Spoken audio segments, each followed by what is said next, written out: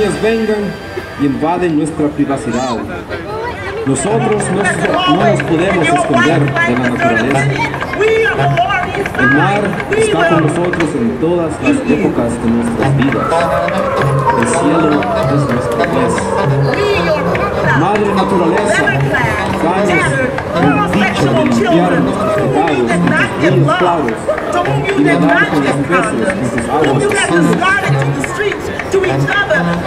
Deja que nosotros, tus hijos, podamos comer libremente tus tierras verdes y vírgenes. Proposition L did come on the ballot as a result of community input. We need it now because the city will not listen. We need it now because the Art Commission is not concerned about keeping our spaces here. We need to take action immediately to stop the bleeding. That is why Proposition L is on the ballot. Being a native San Franciscan and seeing our city go from a city that promotes original thinkers, creative ideas, the arts and music, and seeing it turn into a city that is motivated by the dollar.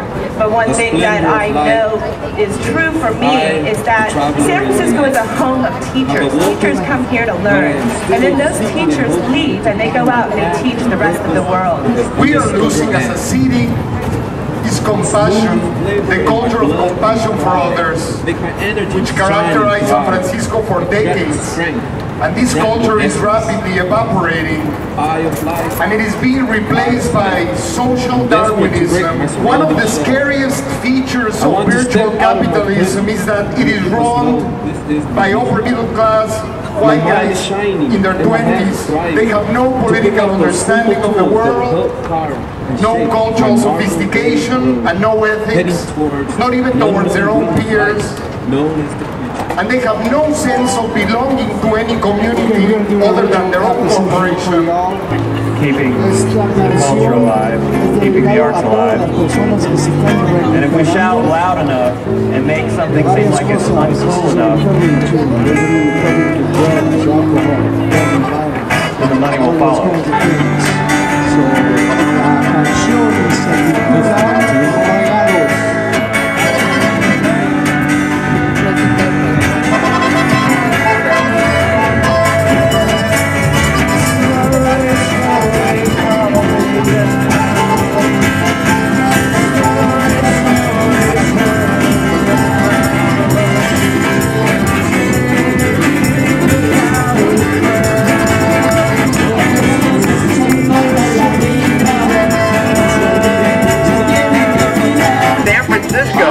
haven for the arts is getting shut down and evicted.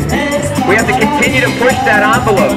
We have to continue to push it on an international level. So if the international community recognizes that the arts are getting shut out in San Francisco, tourists are going to continue to stop coming, and that, if nothing else, is the one thing that the politicians will recognize and will respond to, is the issue of money.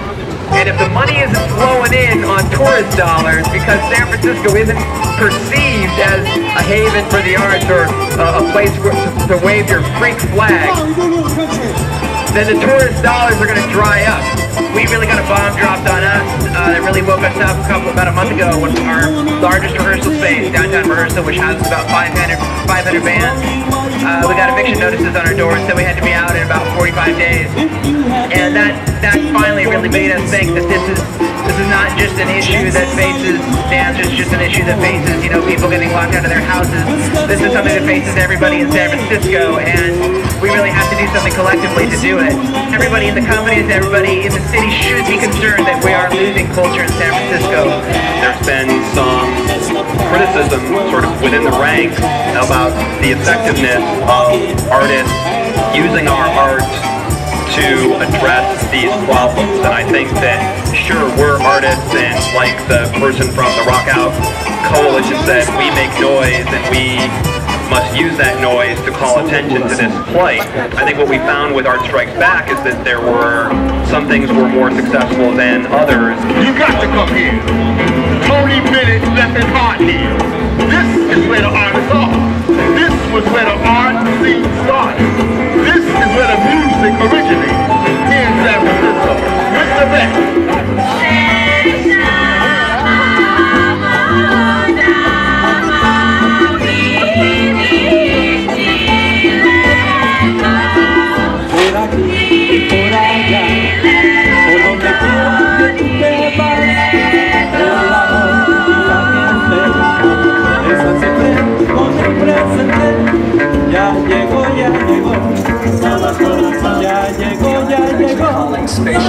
concentration, which was they moved into neighborhoods in Philadelphia, in New York, in San Francisco, all over the country.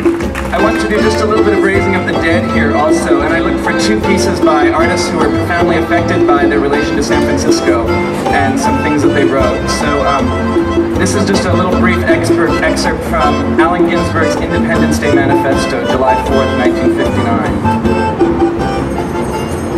Poetry is the record of individual insights into the secret soul of the individual. And because all individuals are one in the eyes of their creator, into the soul of the world. The world has a soul. America is having a nervous breakdown. San Francisco is one of many places where a few individuals, poets, dancers, artists have had the luck and courage and faith to glimpse something new through the crack in mass consciousness. They have been exposed to some insight into their own nature, the nature of the governments and the nature of God. Therefore, there has been great exaltation, despair, prophecy, strain, suicide, secrecy, and public gaiety among the artists of this city. Those of the general populace whose individual perceptions is sufficiently weak to be formed by stereotypes of mass communication, disapprove and deny the insight. The police and newspapers have moved in. Mad movie manufacturers from Hollywood are at this moment preparing bestial stereotypes of this scene. This is an America gone mad with materialism, a police state America, a sexless and soulless America, prepared to battle the world in defense of a false image of its authority. Not the wild and beautiful America of the comrades of Walt Whitman and Ornette Coleman, not the historic America of James Baldwin and Isadora Duncan, where the spiritual independence of each individual was an America, a universe more huge and awesome than all the abstract bureaucracies and authoritative officialdoms of the world combined.